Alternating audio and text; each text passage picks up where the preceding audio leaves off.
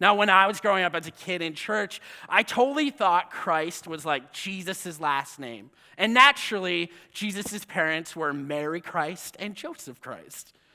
So I don't know what Sunday school teacher eventually corrected me, but at some point I began to realize that Christ is not Jesus' last name.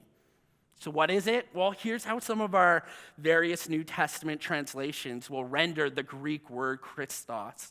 And obviously Christ is the most common, but sometimes King, Anointed One, very often the Messiah, which is just, that is the Greek equivalent. Christ or Christos is a royal title. It speaks of the authority of someone, a position. It's a word that occurs 529 times in the New Testament. It's actually one of the most commonly used words in the New Testament. The only other words that are used more than Christ are God, Jesus, and Lord. So that should tell us something about some of the central themes of Scripture, that the central theme of Scripture is how God became king.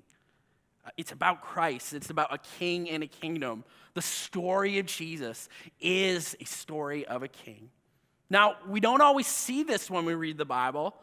Much of how we approach the Bible in our modern day is through reading a verse here, Jeremiah 29:11, reading a verse there, John 3:16, just kind of mixing it up.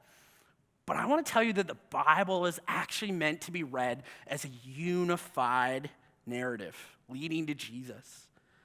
And when we do this, we'll begin to see that there actually, throughout Scripture, there is a strong longing for God to act for Israel in the person of the Messiah. The Old Testament, if you read the Old Testament through, you're going to understand that it's a story in search of an ending.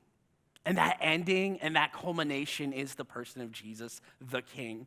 Or to put it more succinctly, the story of a promised king, the story of a promised Messiah is the longing of the Scriptures.